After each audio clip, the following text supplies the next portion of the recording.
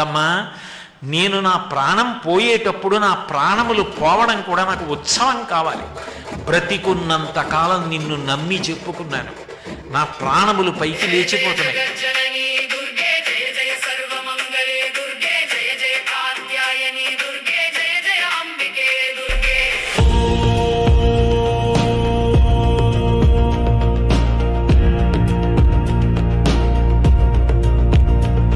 ఇంతకాలం ఎవరి గురించి చెప్పానో వాళ్ళ పాద పంజరంలోకి వెళ్ళిపోతున్నానని మహాసంతోషంతో నేను ఉత్సవాన్ని చూస్తున్నట్టుగా వదిలిపెట్టాలి. ఆ వదిలిపెట్టేటప్పుడు గంగమ్మ నువ్వు నా ఎదురుగుండా కనపడాలి. నాకు విష్ణువు యొక్క పాదములు తల మీద పెట్టుకోవాలి. నారాయణాంఘ్రిద్వయం ఎవరి దగ్గర ఉండాలి? మాతాజాహ్నవి శంభు సంగమిలితే మౌళౌ నిధాయాంజలి. రెండు చేతులెత్తి గంగమ్మకి నమస్కరిస్తూ విష్ణు పాదములను తల మీద స్మరించాలి. నేను బ్రతికున్నంత కాలం శివకేశవుల మధ్య భేదము నాకు గోచరము కాకుండుగాక అని శంకర భగవత్పాదులంతటి వారు అడిగారు. అంటే మనం నేర్చుకోవలసిన విషయం ఆ ఒక్క తల్లే అన్నీ ఇవ్వగలదు. హలో అండి, ఎలా ఉన్నారండి? నేనైతే బాగున్నాను, మీరు కూడా బాగున్నారని బాగుండాలని కోరుకుంటున్నాను. ఆషాఢం అంటేనే బోనాల సందడి, ఆషాఢం అంటేనే గ్రామ దేవతలకు ప్రత్యేకమైనటువంటి పూజలు, అలంకారాలు, సార సమర్పణ జరుగుతూ ఉంటుంది. ప్రతి ఊళ్ళోనూ గ్రామ దేవతల ఆలయాలు, అమ్మవారి ఆలయాలు కోలాహలంగా ఉంటాయి ఈ ఆషాఢంలో. తెలంగాణ ప్రాంతంలో ఆషాఢం అంటే బోనాల ప్రత్యేకత, బోనాల సందడి అంతా ఇంత కాదు. మా ఆంధ్ర సైడు ఆషాఢం కన్నా కూడా ముందే అమ్మవారి ఆలయాలు జాతరలతో చాలా సందడిగా ఉంటాయన్నమాట. నిజానికి ఆషాఢం కన్నా ముందే మాకు వేసవి నుండే జాతరలు అయితే మొదలవుతాయి. వేసవిలో వచ్చే గంగ జాతరని అప్పుడు జరుపుకోలేని వాళ్ళు ఈ ఆషాఢంలో అమ్మవారికి పొంగళ్ళు పెట్టుకోవడం, అంబలి పోయడం లాంటివి చేస్తూ ఉంటారనమాట. ఇదైతే గంగ జాతరకి ముందు రోజు అమ్మవారికి నేను చీరని సమర్పించుకున్నాను. అంటే అమ్మవారికి చీర పెట్టడం వేరు, అమ్మవారికి చీర కట్టడం వేరు అనమాట. అంటే అమ్మవారిని నడివీధిలో నిలుపుతారు, అప్పుడు అమ్మవారికి భక్తులు చీరలు అన్నది ఇస్తూ ఉంటారనమాట. అవి అమ్మవారికి కట్టి వేలం వేసేస్తూ ఉంటారు, అంటే అమ్మవారికి ఇచ్చేసినట్లు అనమాట. నా పెళ్ళైన కొత్తలో ఇదే విధంగా అమ్మవారికి శారీ అన్నది ఇచ్చాము. దాన్ని అమ్మకి కట్టారంటే ఒక్కరిదే కాదనమాట, ఒక 10 మంది 20 మంది ఎంతమంది ఇచ్చినా అన్ని చీరలు కూడా అమ్మవారికి కడుతూ ఉంటారు. ఇప్పుడు మళ్ళీ ఈ ఏడు మా అమ్మాయికి పెళ్ళైన తర్వాత ఇది తొలి జాతర కాబట్టి అమ్మవారికి ఈసారి కూడా చీర తీసుకెళ్ళి ఇచ్చానమాట. ఇది అమ్మవారిని నిలిపేటటువంటి పీఠము. మంగళవారం నాడు అమ్మవారి జాతర అంటే సోమవారం రోజే అమ్మవారి రూప్ అన్నది తయారు చేస్తారనమాట ఈ పీఠం దగ్గర. జాతర రోజు అమ్మవారికి మనం ఇచ్చిన చీర కట్టాలి అంటే ముందు రోజే తీసుకొచ్చి ఇవ్వమని చెప్పి కమిటీ మెంబర్స్ చెప్పారనమాట. సో వెళితే ఆ టైంకి వాళ్ళు ఎవ్వరు అక్కడ లేరు. నేను డిసప్పాయింట్ అయ్యాను. కానీ మనసుంటే మార్గాలు ఎన్నో అన్నట్లు మనం గట్టిగా అనుకోవాలే కానీ భగవంతుడు దయతలుస్తాడు అన్నట్లు అప్పుడే అక్కడికి ఒక పెద్ద ముత్తైదు వచ్చారు. ఆవిడ ఆ జాతరలో బొమ్మలు అమ్ముకోవడానికి స్టాల్ ఏర్పాటు చేసుకోవడానికి అప్పుడే వచ్చారనమాట. నేనైతే సాక్షాత్తు ఆ తల్లే ఆవిడ రూపంలో వచ్చారనుకున్నాను. ఈవెన్ ఆమె కూడా అలాగే అన్నారనమాట, ఆ తల్లే నన్ను పంపించినట్లున్నారు అని. అసలు ఆమె ఆ చీరని అందుకోగానే ఒక విధమైనటువంటి ఎక్స్ప్రెషన్స్ ఇస్తూ ఉన్నారు. అంటే ఎవరికైనా అమ్మ పూనితే ఎలా ఉంటుంది ఆ విధంగా అనిపించింది. నిజానికి కమిటీ మెంబర్స్ మమ్మల్ని మార్నింగ్ 11 ఆ లోపల రమ్మని చెప్పారు. బట్ మేము అక్కడికి వెళ్ళినప్పుడు వాళ్ళు ఏదో పొలిటికల్ ప్రోగ్రామ్ ఉండి అవైలబుల్లో లేరు. ఫోన్ చేస్తే అక్కడ ఆఫీస్ ఉంది, ఆఫీస్లో ఎవరికైనా ఇచ్చేసి వెళ్ళండి అని చెప్పారు. నాకు అలా ఇవ్వడం ఇష్టం లేదు. వాళ్ళు రావడానికి 4 అవుతుందన్నారు. తీసుకెళ్ళిన సారే రిటర్న్ తేవడానికి ఇష్టం లేదు. అందుకే ఎలా అనుకుంటూ ఉంటే ఆ తల్లి ఆ ముత్తైదు రూపంలో వచ్చారనిపించింది. ఎందుకంటే ఆమె పక్కనే ఉంటారు కాబట్టి తన ద్వారా కమిటీ మెంబర్స్కి ఇచ్చేయమని చెప్పామన్నమాట. అలా ఆవిడికి అప్పచెప్పి ఇంటికి వచ్చి మరుసటి రోజు అమ్మవారికి అంబలి కాయడానికి అన్నీ సిద్ధం చేసుకుంటున్నాను అనమాట. ఏది చేసినా కూడా వేపాకులు అన్నది మస్ట్ అనమాట. ఎందుకంటే వేప చెట్టుని అమ్మవారుగా పూజిస్తాం కాబట్టి ప్రతి పని చేసిన వేపాకులు అన్నది ఆ రోజు ఖచ్చితంగా యూజ్ చేస్తాము. అమ్మవారికి చద్ది అంబలి నైవేద్యంగా ఇస్తామన్నమాట. అది ఆ తల్లికి చాలా ప్రీతికరము కాబట్టి ముందు రోజే ఉదయమే బియ్యం అన్నది నానబెట్టేసుకుంటాము. అంబలి మెత్తగా ఉడకాలంటే బియ్యాన్ని బాగా నానబెట్టుకుంటాము. ఒక 6 గంటలు 7 గంటల ముందైనా నానబెడతాము. ఇంకా చెప్పాలంటే ఈవినింగ్ చద్ది కాస్తామంటే ఉదయాన్నే కూడా నానబెట్టేస్తామన్నమాట. అదేవిధంగా రాగి పిండిని కూడా కలిపి ఎండలో ఉంచుతాము. అది బాగా పులవాలి. వంట చేసే ప్రదేశాన్ని, ఆ స్టవ్ని, పాత్రలని అన్నిటినీ కూడా శుభ్రం చేసి పూజ చేసి అంబలి కాస్తాము. ఈ అంబలి కాసేటప్పుడు అడుగంటకుండా చూసుకోవాలన్నమాట. ఎప్పుడు కూడా దేవుడికి నైవేద్యం వండినప్పుడు అడుగంటకుండా చూడాలి. ముఖ్యంగా అంబలి విషయంలో అడుగంటకుండా అమ్మవారికి చద్ది నైవేద్యాన్ని ప్రిపేర్ చేయాలి. అలా కాచిన అంబలిని బాగా చల్లారనించి మరుసటి రోజు అమ్మవారికి తొలి నైవేద్యంగా ఈ చద్ది అంబలిని సమర్పిస్తామన్నమాట.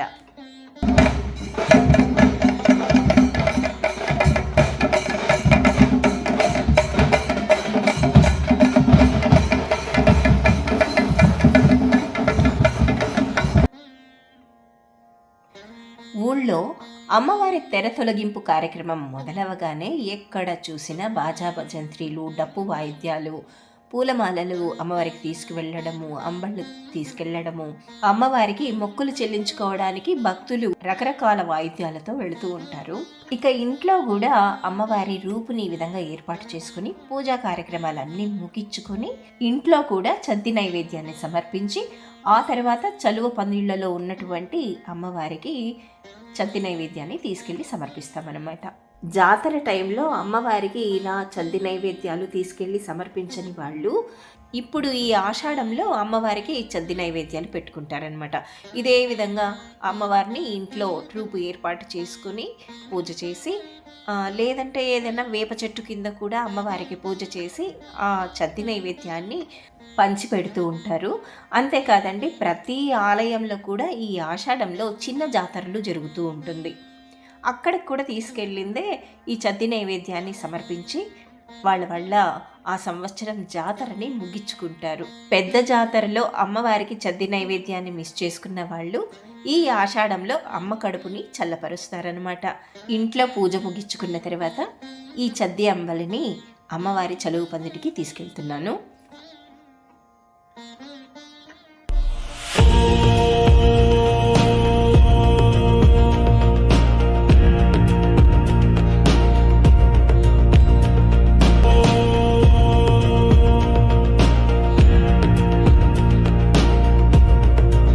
ఇలా అమ్మవారి ముందు పెద్ద పెద్ద ప్యాన్స్ పెట్టుంటారనమాట. వీటిలో భక్తులు తీసుకెళ్ళినటువంటి అంబలిని అందులో సమర్పిస్తూ ఉంటారు. ఈ అంబలిని మళ్ళీ ప్రసాదంగా కూడా స్వీకరిస్తూ ఉంటామన్నమాట. ఇంకా ఈ 2 రోజుల పాటు కూడా పశుపక్షాదులు, పేదవాళ్ళు, నిరాశ్రయులు అమ్మవారికి ఏదైతే భక్తులు సమర్పిస్తారో ఆ ఫుడ్ని తీసుకెళ్ళి వాళ్ళు కడుపు నింపుకుంటూ ఉంటారనమాట. అవసరార్థులే కాదండి, ప్రతి ఒక్క భక్తులు కూడా అమ్మవారి ప్రసాదంగా స్వీకరిస్తూ ఉంటాము.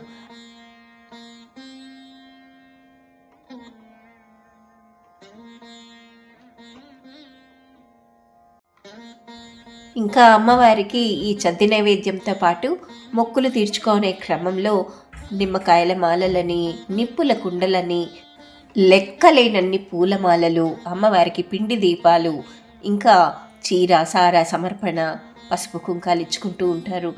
ఆడ మగ, చిన్న పెద్ద అన్న తేడా లేకుండా ప్రతి ఒక్కరు కూడా అమ్మవారి మొక్కుల విషయంలో, అది ఆడవేషం కావచ్చు, పులివేషం కావచ్చు, బండ వేషం కావచ్చు, మరి ఇంకా ఏ మొక్కైనా సరే ఎటువంటి సంకోచం లేకుండా మనస్ఫూర్తిగా అమ్మవారి ముందర వాళ్ళ మొక్కులు తీర్చుకుంటూ ఉంటారు. నిజానికి ఈ విజువల్స్ అన్నీ కూడా పెద్ద జాతరలోదండి. కొన్ని కారణాల వల్ల లేటుగా పోస్ట్ చేస్తున్నాను అనమాట. అందువల్ల ఆ విజువల్స్ అన్నీ కూడా మిస్ అయ్యాయి. లేకుంటే అవన్నీ కూడా మీ ముందుకు తీసుకొచ్చిండేదాన్ని వీడియో ద్వారా. ఇక ఉదయం అమ్మవారికి అంబలి సమర్పిస్తాము. మధ్యాహ్నము అమ్మవారికి పొంగలి నివేదన చేస్తామన్నమాట. పొంగలి మామూలుగా టెంపుల్స్కి వెళ్ళి పెడతారు. బట్ నాకు కొన్ని హెల్త్ ఇష్యూస్ వల్ల నేను టెంపుల్లో ఎక్కువ టైం స్పెండ్ చేసి అక్కడ చేయలేని పరిస్థితి. సో నేను ఇంట్లోనే పొంగలి అన్నది ప్రిపేర్ చేసుకొని టెంపుల్కి వెళ్ళి అక్కడ ఈ చెట్టు కింద గంగమ్మ తల్లికి, అదేవిధంగా మా గ్రామదేవత అయినటువంటి దుర్గమ్మ తల్లికి ఇద్దరికీ కూడా పొంగలి నివేదన అన్నది చేసుకుంటాము. వారం రోజుల పాటు జాతర వైబ్స్ ఉంటుందండి. జాతర జరిగేటటువంటి మంగళవారానికన్నా ముందు వచ్చేటటువంటి మంగళవారం నాడు ఊళ్ళో చాటింపు అన్నది చేస్తారనమాట. చాటు జరిగిన మరుసటి రోజు నుంచి అమ్మవారికి పొంగళ్ళు పెట్టడం మొదలు పెట్టుకుంటారు. గంగమ్మ తల్లిని ప్రతిష్ఠించేస్తారు. సో ఆ చాటింపు జరిగినప్పటి నుంచి జాతర జరిగేంత వరకు కూడా అమ్మవారిని దర్శించుకునేంత వరకు కూడా ఎవ్వరూ ఊరు ఎల్ల దాటి వెళ్ళకూడదనమాట. ఒకవేళ ఏదైనా పనిపైన బయటకు వెళ్ళినా వెంటనే రిటర్న్ అయిపోవాలి, జాతరలో అమ్మవారిని దర్శించుకోవాల్సి ఉంటుంది. అలా చాటింపు అయిన తర్వాత ఊరు దాటి వెళ్ళి అమ్మవారిని జాతరలో దర్శించుకోకపోతే ఏదో ఒక కీడు జరుగుతుంది అన్నటువంటి ఒక నమ్మకం అయితే భక్తుల్లో ఉందన్నమాట. ఒకవేళ తప్పనిసరి పరిస్థితులలో ఎవరైనా జాతర టైంకి ఊళ్ళో ఉండలేరు అన్నటువంటి వాళ్ళు చాటింపు కన్నా ముందే ఎల్ల దాటి బయటకు వెళ్ళిపోతారనమాట. ఇక జాతర రోజు ఈవినింగ్ అమ్మవారికి ఈ విధంగా కుంభకూడు అంటారనమాట దీన్ని. ఇది కంప్లీట్గా నాన్ వెజ్ అనమాట. ఆ రోజు ఈవినింగ్ అమ్మవారికి మన శక్తినైనటువంటి నాన్ వెజ్ ఐటమ్స్తో ఫుడ్ ప్రిపేర్ చేసి తీసుకెళ్తాము. నాన్ వెజ్తో పాటు వంకాయ, మునక్కాయ, మునగాకులు ఇవి కూడా చేస్తాము. అందులో కుడుములు ఉంచుతాము. అదేవిధంగా పిండి దీపాలను కూడా తీసుకెళ్తామన్నమాట. జాతర రోజు అమ్మవారికి సమర్పించే ప్రతి ఒక్క ఫుడ్ ఐటెం కూడా అవసరార్థుల కోసమే అనమాట. ఈ విధంగా గంగాళాలు పెట్టేస్తుంటారనమాట. మనం తీసుకెళ్ళిన ఫుడ్ని అమ్మకి చూపించి మన నమస్కారాలు తెలుపుకొని అందులో ఉంచేసామంటే అవసరమైన వాళ్ళు తీసుకెళ్తూ ఉంటారనమాట. యాక్చువల్లీ ఈ తంతంతా కూడా సాయంత్రం దీపాలు పెట్టిన తర్వాత ఎక్కువ సంఖ్యలో వస్తూ ఉంటారు. కానీ ఆ క్రౌడ్ని తట్టుకోలేము. కాబట్టి మేము ప్రతిసారి కూడా ఇలా సన్లైట్ ఉండేటప్పుడే, అంటే మధ్యాహ్నం 3 నుంచే స్టార్ట్ చేస్తారు కుంభకూడులు సమర్పించడము. మేము స్టార్టింగ్లోనే వెళ్ళి నివేదన చేసుకొని వచ్చేస్తూ ఉంటాము. నిజానికి నైట్ టైం అమ్మని దర్శించుకుంటే అద్భుతంగా ఉంటుందండి. ఆ లైటింగు, ఆ ప్రభలు, ఆ క్రౌడు, ఆ డప్పుల వాయిద్యాలు, అసలు అమ్మవారిని చూడాలంటే 1000 కళ్ళు చాలు అన్నట్లుంటుంది. బట్ నా బ్యాడ్ లక్ ఏమంటే నేను డిపెండెంట్ అవ్వడం వల్ల దాదాపుగా 20 ఏళ్ళు పైబడుతోందండి అమ్మవారిని నేను నైట్లో వెళ్ళి దర్శనం చేసుకోవడము. ఏం చేద్దాం, ఉన్నంతలో ఇంకా తృప్తి పడాల్సిందే. ఆ మాత్రమైనా వెళ్ళి దర్శనం చేసుకున్నందుకు. ఇక జాతర మరుసటి రోజు అమ్మవారిని నిమజ్జనం చేస్తారు. అమ్మవారిని ప్రతి ఒక్కరు కూడా ఇంటి ఆడపడుచు అనుకుంటారు కాబట్టి ఆ రోజు అమ్మవారికి చీరలు పెట్టుకుంటూ ఉంటారు. చీర, పసుపు, కుంకుమ, గాజులు, పసుపు దారము ఇవన్నీ కూడా అమ్మవారికి ఇస్తూ ఉంటారు. కొంతమంది అమ్మవారికి చీరలు ఇచ్చేస్తూ ఉంటారు. కొంతమంది అమ్మవారి దగ్గర పెట్టి తెచ్చుకుంటూ ఉంటారనమాట. నేనైతే అమ్మవారికి జాతర ముందు రోజే ఇచ్చాను కదండి. అదే ఒక పెద్దవాడు వచ్చి తీసుకున్నారు కదా, అక్కడ కమిటీ వాళ్ళు ఎవరూ లేకపోతే ఇప్పుడు ఆ పెద్దవాడి కోసం కూడా ఈ చీర తీసుకున్నానండి. ఎందుకంటే ఆ రోజు అమ్మవారు ఆమె రూపంలో వచ్చారు అని నమ్మాను. అలాంటి ఆవిడకి ఉత్త చేతులతో నేను థ్యాంక్స్ చెప్పడం బాగుండదు. అందుకనేసే ఈరోజు ఆవిడకి కూడా ఒక చీర, పసుపు కుంకాలు తీసుకెళ్ళి అమ్మవారి ఒడిలో పెట్టి తర్వాత ఆవిడకి ఇవ్వాలని తీసుకెళ్తున్నాను. అమ్మవారికి పూలమాల, మేము ఆనవాయితీగా పెట్టుకునేటటువంటి చీర ఇవి సమర్పించుకున్న తర్వాత ఆ పెద్దావిడి కోసం తీసుకెళ్ళినటువంటి ఆ చీరని కూడా అమ్మవారి ఒడిలో పెట్టి ఆ పెద్దవాడికి ఇవ్వడం జరిగిందండి. అంతే కదండి, ఆ రోజు ఆమె నాకు అమ్మవారిలాగే కనిపించారు. వెళ్ళినప్పుడు కమిటీ వాళ్ళు ఎవ్వరూ లేరు. మరి తీసుకెళ్ళిన చీరని ఇంటికి రిటర్న్ తేవాలంటే సెంటిమెంటల్గా మనస్కరించలేదు. ఈ ఏడు మా అమ్మాయికి పెళ్లి కుదిరినప్పటి నుంచి ఏ ఒక్క పండుగ వచ్చినా, ఏ ఒక్క విశేషమైనటువంటి రోజులైనా ఆయా దేవతలకి సంబంధించి బట్టలు పెట్టుకుంటూ ఉన్నాను అనమాట. మరి మా అమ్మాయికి చాలా ఇష్టమైనటువంటి గంగమ్మ తల్లి, ఆ తల్లికి బట్టలు పెట్టుకుంటూ ఉంటే స్వయంగా ఈ పెద్దావిడి రూపంలో ఆ అమ్మ వచ్చి అందుకున్నారనే నేను అనుకుంటున్నాను. అందుకే ఆ పెద్దావిడిని వెతుక్కొని వెళ్ళి మరీ ఆమెకి చీర, తాంబూలం ఇచ్చుకున్నాను. అలా ఇచ్చేసరికి ఆ పెద్దవాడు కూడా చాలా ఎమోషనల్గా ఫీల్ అయ్యారు. నమ్మే వాళ్ళకి దేవుడు, నమ్మని వాళ్ళకి ఒక రాతి బొమ్మ, అంతే కదండి. నేనైతే మనసా వాచా కర్మణ ఆ తల్లిని, ఆ భగవంతుడిని నా ఆత్మీయులుగా, నా ఆత్మబంధంగా భావిస్తూ ఉంటాను. ఎందుకంటే నాకు కానీ మా ఆయనకి కానీ రక్త సంబంధికులంటూ ఎవరు లేరు.